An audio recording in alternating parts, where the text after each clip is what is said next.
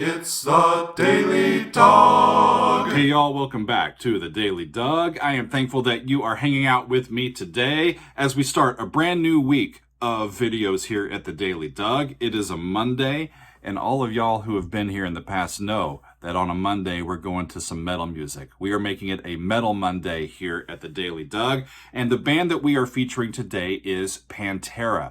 It has been several weeks since we first listened to music by Pantera on the channel. We listened to Cemetery Gates the first time out of the gate, and I very much enjoyed listening to that one. It was a little bit of a trial by fire, listening to some Pantera music, but I am eager to get back to more of their music. Today, the Pantera fans have spoken, and we are looking at This Love.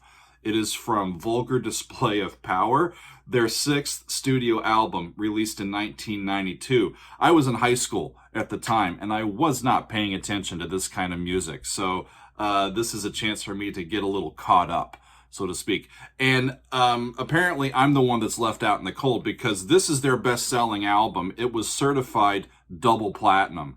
So a bunch of people have listened to this, and apparently this one, This Love, is one of their most known songs in their career. The music and lyrics are by the band. We've got Phil Anselmo on vocals, Dimebag Darrell on guitars, Rex Brown on the bass, and Vinnie Paul on the drums. And y'all, as I read in, this is described online as a power ballad. And I'm always intrigued to see what these metal bands do when they write these ballads, and how the heaviness that they play with, the heaviness of their sound, translates into a somewhat slower tempo and maybe a little bit of a simpler overall aesthetic and sound. So let us dive in. This is This Love by Pantera, and it goes a little bit of something like this. Here we go.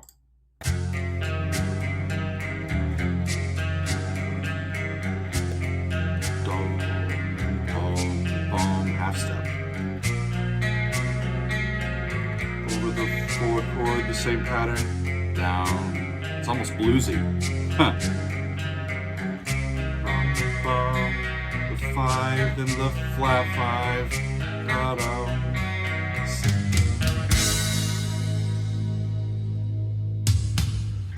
If words were spoken, painful and untrue, I said I love, but I lied. Darn. In my life, all I wanted was the keeping of someone like you. As it turns out, deep Five, the flat five. That half step is all over the place in this.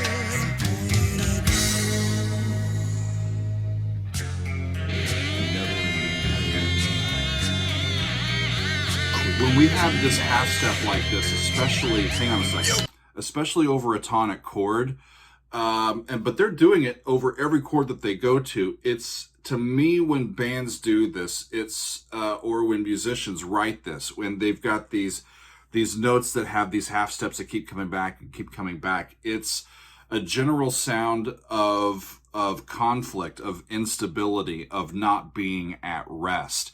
And so that's what we think, but we're conflicted about it at the same time. And it's like you can't decide which one to go to. It's a really neat thing that they're doing, because they're starting, it sounds like, on a low F, and then boom, boom, they're going up to that half step, right? And then they go to the 4 and do the same thing. And then they go back and they go to the 5. It's almost like a blues song, but with these half steps really featured in the riff. Fascinating so far. Let's keep going. Quite different.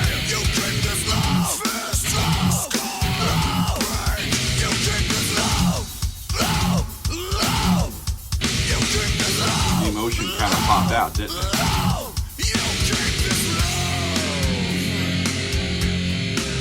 Talk about conflict. They're talking about a failed relationship, right?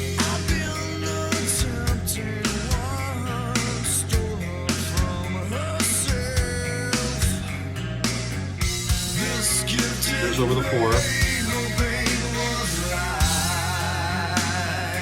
And back. This gift and pain, her pain was life, and sometimes I feel so sorry, but I regret this hurting of you, but you made me so unhappy. Damn. It's like a... I can't figure out what that last little chord is. That's an F to an F sharp. You keep this love, I'm not happy. I don't know if I could sing like that at all without hurting someone.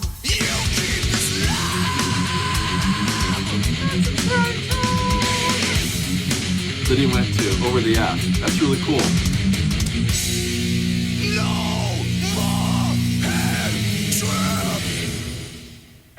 He's saying he doesn't want any more head trips. He's pretty straightforward about that.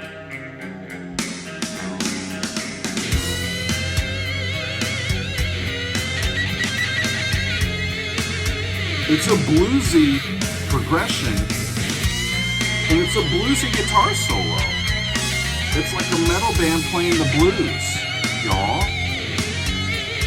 I wouldn't call it, I mean, maybe a ballad is a good, like, overall term. Or half steps. Cool.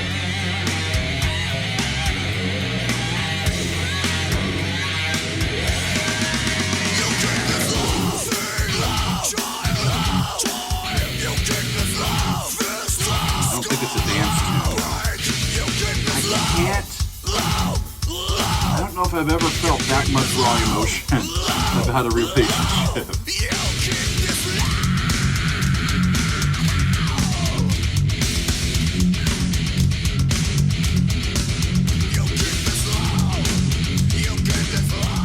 Great groove, though.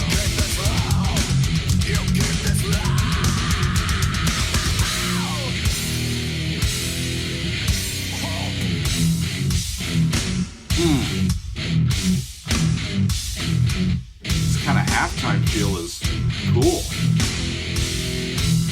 Now it's a full step.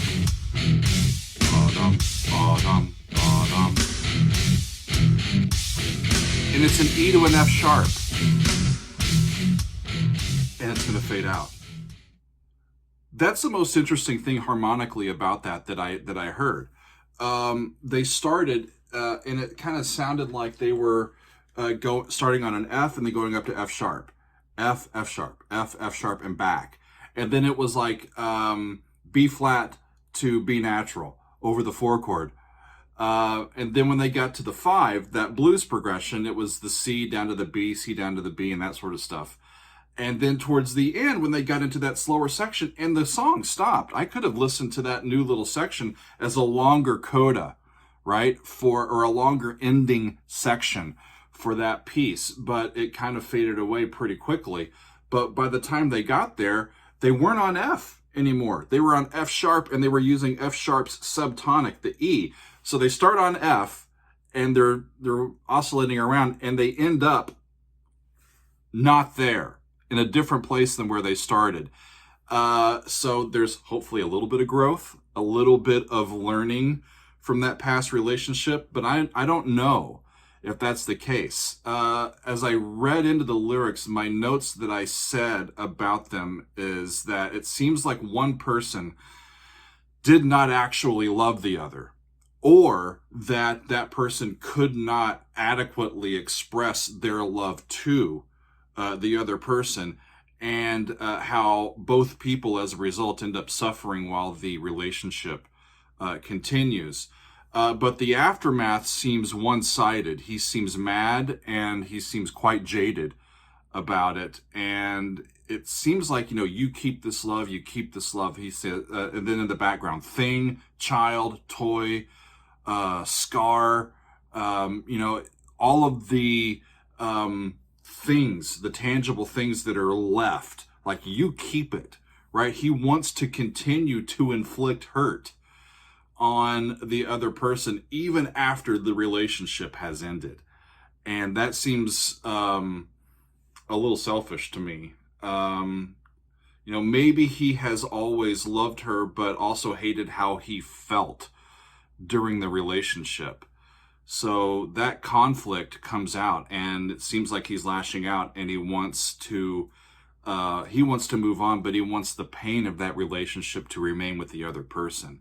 It's a pretty aggressive point of view. And I think it's a point of view that from the standpoint of a younger person, maybe this is this person's first real bout with love, and it didn't go very well, and they're jaded on love, and they're trying to say, I feel this way, you need to feel this way too, because it's only fair, right? I only have hope that in the couple of decades since this has been written, that the point of view of this particular person has softened a little bit towards relationships and sharing and love and all that sort of stuff. When it is in a supportive and healthy relationship, it can be wonderful.